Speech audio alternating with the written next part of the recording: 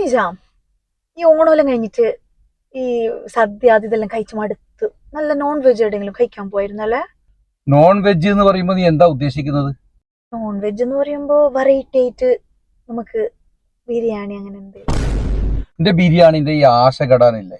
അപ്പൊ പുലാവ് കഴിച്ചെങ്കിലാ? നല്ല പുലാവ് കിട്ടുന്ന സ്ഥലം എവിടെയിട്ടുണ്ടാവും? ഇതിനെന്താ നീ ഇങ്ങനെ ടെൻഷൻ ആക്കുന്നത്? നമുക്ക് ഫുഡീസിൽ പോകാലോ. എന്നാ പിന്നെ പോവാ, എന്തിനാ ലേറ്റ് ആക്കുന്നത്? വേഗം വിട്, വണ്ടി വിട്. പിന്നെ ഞങ്ങൾ ഒന്നും നോക്കിയില്ല, നേരെ ഫുഡീസ് റെസ്റ്റോറൻറ്റിൽ എത്തി. നല്ല ചിക്കൻ ബിരിയാണിയും ബീഫ് പുലാവ് ഒക്കെ ഓർഡർ ചെയ്തു. ചിക്കൻ ബിരിയാണി പാകിസ്ഥാനി ചിക്കൻ ബിരിയാണിയാണ്. ബീഫ് പുലാവ് എൻ്റെ പൊന്നെ ഒരു രക്ഷയില്ലാട്ട് അടിപൊളിയായിരുന്നു, നല്ല ടേസ്റ്റ് ആയിരുന്നു. കൂട്ടത്തിൽ നമ്മൾ ബീഫ് ഫ്രൈയും ചിക്കൻ ഫ്രൈയും ഒക്കെ ഓർഡർ ചെയ്തിട്ടുണ്ടായിരുന്നു. പിന്നെ പായസം ഉണ്ടായിരുന്നു കേട്ടോ. പായസം ഇക്ക കാണാണ്ട് ഞാൻ മെല്ലെ മാറ്റി വെച്ചിട്ട് ഞാൻ തന്നെ കുടിച്ചു. അതൊക്കെ കഴിഞ്ഞിട്ട് നമ്മൾ ചായ കുടിച്ചിട്ട് പോകാമെന്ന് വിചാരിച്ചു. അങ്ങനെ ചായ കുടിച്ചുകൊണ്ടിരിക്കുമ്പോൾ നമ്മുടെ ഇജാസ്ക വന്നു. ഇജാസ്കാൻ്റെ അടുത്ത് കുറച്ച് കൊച്ചു വർത്താനമൊക്കെ പറഞ്ഞിങ്ങനെ നിന്നു.